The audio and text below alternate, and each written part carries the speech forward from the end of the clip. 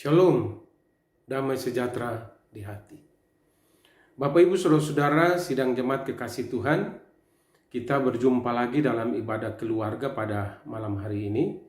Dan malam hari ini merupakan malam doa GPIB dalam rangka kita mempersiapkan diri kita untuk masuk dalam perayaan Jumat Agung, perjamuan kudus, memperingati akan kematian Tuhan kita Yesus Kristus pada hari Jumat besok. Firman Tuhan yang akan kita baca pada malam hari ini terambil dari Injil Lukas pasal 9. Injil Lukas pasal 9 ayatnya yang ke-22 sampai dengan ayatnya yang ke-26. Tapi sebaiknya sebelum kita membaca firman Tuhan, kita berdoa mohon bimbingan Roh Kudus.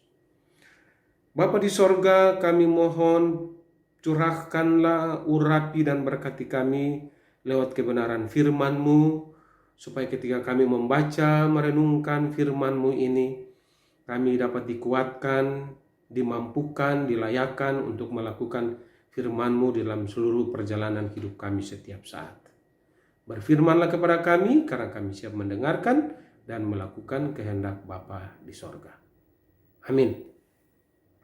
Bapak Ibu Saudara-saudara kekasih Tuhan, nanti Bapak Ibu bacakan dari ayatnya yang ke-22 sampai dengan ayatnya yang ke-27. Saya harapkan kita sudah membacakannya masing-masing di rumah. Secara khusus saya akan menjelaskan pada ayatnya yang ke-23 menjadi inti renungan bagi kita pada malam hari ini. Ayat 23 berbunyi demikian. Katanya atau kata Yesus kepada mereka semua, setiap orang yang mau mengikut aku, ia harus menyangkal dirinya, memikul salibnya setiap hari dan mengikuti aku.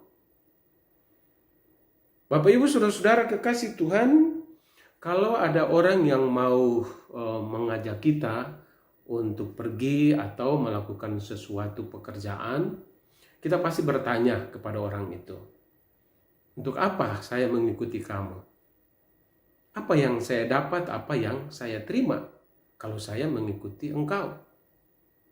Pasti orang lebih banyak memilih kalau mau mengikuti seseorang itu pasti mendapat kebahagiaan, mendapat kesenangan, mendapat kecukupan, kesuksesan, dan keberhasilan. Tidak mungkin seseorang mau mengikuti orang lain, tetapi hasilnya itu membawa penderitaan. Hasilnya itu membawa kesengsaraan. Hasilnya itu membawa penderitaan. Tidak mungkin. Orang lebih banyak memilih dan mengikuti seseorang kalau hasilnya itu memperoleh kebahagiaan, kesenangan, atau juga hal-hal yang baik bagi dirinya. Tetapi Bapak Ibu Saudara-saudara kekasih Tuhan, malam hari ini dari bacaan kita saya membacakan dari ayat yang ke-22. Ayat 22 dikatakan bahwa dan Yesus berkata, Anak manusia harus menanggung banyak penderitaan dan ditolak oleh tua-tua, imam-imam kepala dan ahli-ahli Taurat, lalu dibunuh dan dibangkitkan pada hari ketiga. Setelah ayatnya yang ke-22 masuk kepada ayatnya yang ke-23, kata Yesus kepada mereka, barang siapa mau mengikuti aku, ia harus menyangkal diri dan memikul salib bersama-sama dengan Yesus. Yesus mulai menjelaskan tentang bagaimana ia mengalami penderitaan. Ia akan ditangkap, disiksa, dipenjarakan, dan pada hari yang ketiga Yesus akan mati dan bangkit. Ini adalah merupakan tujuan daripada seseorang yang mau mengikuti Yesus. Jadi ajakan Yesus, kalau mau mengikuti Yesus, tujuannya, hasilnya yaitu penderitaan, kesengsaraan yang akan kamu alami. Tetapi penderitaan, kesengsaraan yang akan dialami itu hanya sementara saja. Mahkota akan diberikan bagi kamu pada waktunya, yaitu kebangkitan Tuhan Yesus Kristus. Jadi tujuannya orang mau mengikuti Yesus adalah dia harus masuk di dalam proses kematian bersama dengan Yesus. Dan pada hari yang ketiga, dia juga akan masuk di dalam proses kebangkitan bersama dengan Yesus. Jadi Bapak Ibu Saudara-saudara kekasih Tuhan, orang yang mau mengikuti Yesus, yaitu orang yang harus mengalami proses kematian dulu. Setelah itu baru dia mengalami juga kebangkitan bersama dengan Kristus. Itu yang pertama, tujuan kita mengikuti Yesus. Yang kedua, setelah kita berbicara tentang tujuan, apa syaratnya kalau kita mengikuti Yesus?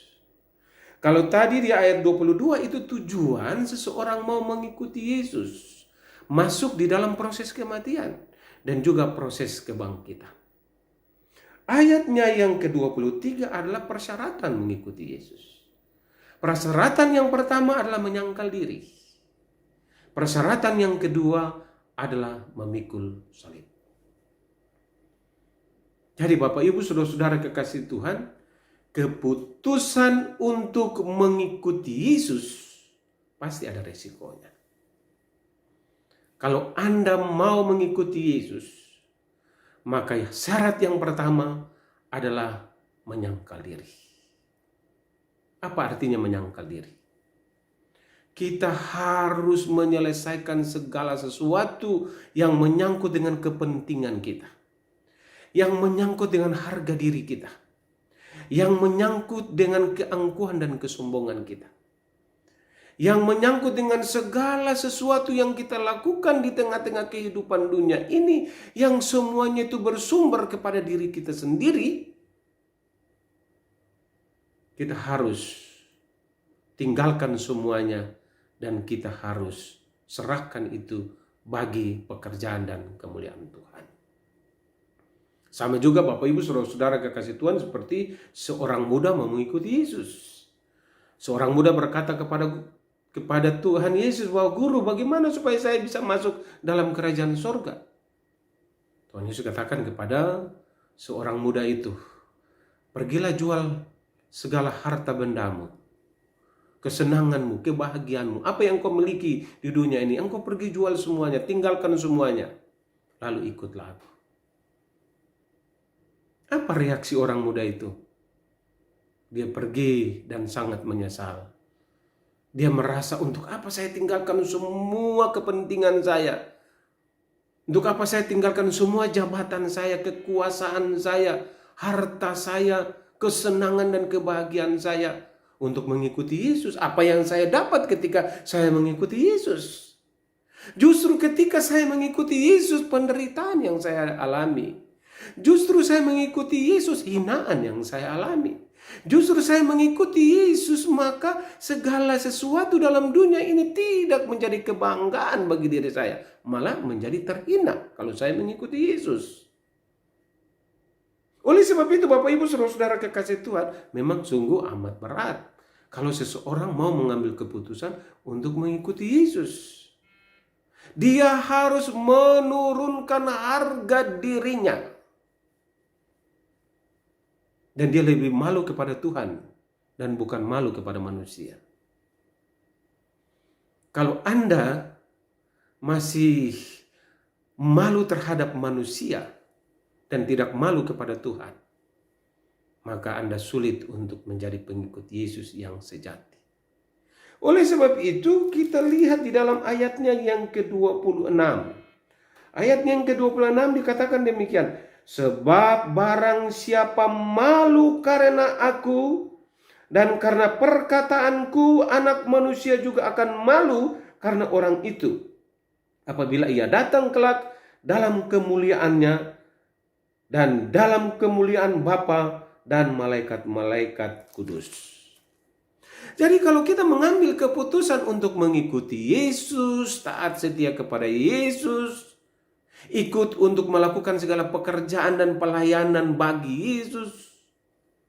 Bagi dunia mungkin dianggap bahwa kita ini pekerjaan atau kita berpikir sebagai orang yang bodoh. Kenapa kamu mengambil keputusan untuk mengikuti Yesus, meninggalkan kekayaanmu, meninggalkan kesenanganmu, meninggalkan segala engkau yang miliki? Engkau menjadi orang bodoh, orang terhina. Engkau mengikuti Yesus yang menderita. Engkau mengikuti Yesus yang dihina. Engkau mengikuti Yesus yang dicaci maki, Yesus yang diludahi, Yesus yang mengalami berbagai penderitaan. Engkau mau mengikutinya. Tidak ada guna bagimu hidup di dunia ini dengan segala penderitaan yang engkau alami. Dan Yesus sudah mengatakan, kalau engkau mengikuti aku dan engkau menjadi terhina di dunia ini, Anak Manusia pun juga akan menyangkal engkau ketika Tuhan datang kedua kali sebagai hakim, mengadili seluruh kehidupan umat manusia di dunia ini. Oleh sebab itu, Bapak Ibu Saudara-saudara kekasih Tuhan, di dalam persyaratan untuk mengikuti Yesus, yang pertama tadi adalah menyangkal diri. Setelah kita menyangkal diri, kita masuk di dalam yang kedua, yaitu bersedia memikul salib. Apa artinya bersedia memikul salib bersama dengan Yesus? Setelah Anda melepaskan seluruh kepentingan, kesenangan, kebahagiaan, kesukacitaan Anda dalam pengertian, dalam kacamata duniawi, penilaian manusia, Anda pun siap memikul salib bersama dengan Yesus. Risiko menjadi seorang pengikut Kristus. Anda akan mengalami via dolorosa. Anda akan mengalami berbagai macam tantangan, pergumulan, masalah, dan penderitaan. Karena satu oknum yang cemburu, satu oknum yang tidak senang dan tidak suka ketika seseorang mengambil keputusan untuk mengikuti Yesus adalah hanya iblis dan setan. Ketika Anda mau mengambil keputusan untuk mengikuti Yesus, menyangkal diri, tinggalkan seluruh kepentingan dan kesenangan Anda, lalu Anda mau berjalan dalam iman bersama dengan Tuhan, maka iblis terus-menerus menggoda Anda. Iblis terus-menerus datang mempengaruhi Anda untuk meninggalkan salib itu, menyangkal Yesus, dan tinggalkan salib itu tidak ada harganya apa-apa sama sekali. Apa itu salib? Iman dan percaya kita. Seringkali karena iman dan percaya kita mengalami berbagai penderitaan dalam dunia ini. Kita tidak mendapat kedudukan yang layak dalam pengertian dunia ini. Karena iman kita, banyak anak-anak Tuhan yang hidup dalam kekurangan dan kemiskinan. Karena iman dan pengharapan, banyak anak-anak Tuhan yang berjalan dalam berbagai pergumulan, penderitaan, dan masalah-masalah. Tetapi Anda harus tahu bahwa salib Kristus itulah bagian daripada kehidupan kita untuk jalan ini. Kita masing-masing punya pergumulan. Kita masing-masing punya salib. Kita masing-masing punya masalah. Kita masing-masing punya persoalan. Kita masing-masing punya berbagai tantangan yang sedang kita alami. Setiap keluarga punya salib berbeda-beda. Setiap orang punya salib yang berbeda-beda yang sedang dipikul. Setiap orang punya tantangan dan persoalan yang dihadapi. Pertanyaannya bagi kita, Bapak Ibu Saudara kasih Tuhan, Anda mau enggak taat dan setia memikul salib iman dan percaya Anda sampai akhir?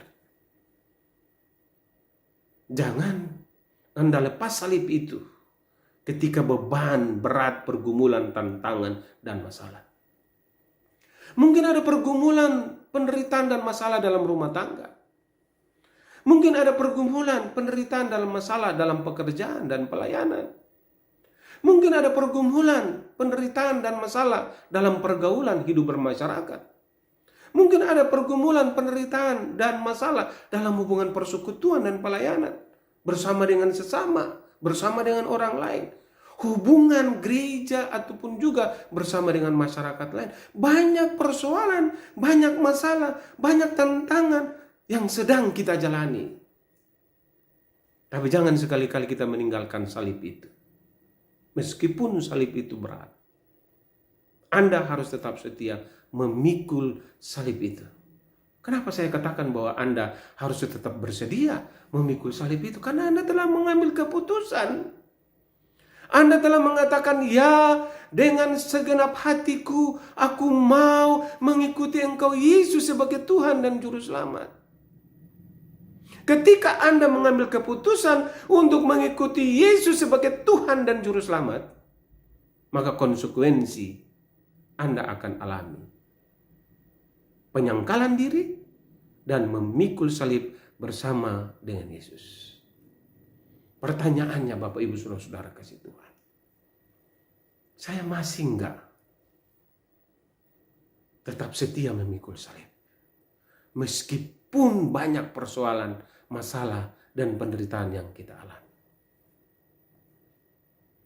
Dalam situasi dan kondisi sekarang ini Bapak Ibu Saudara kasih Tuhan, banyak orang mulai berpikir, iman Kristen di mana? Mengapa kita percaya kepada Tuhan yang mati?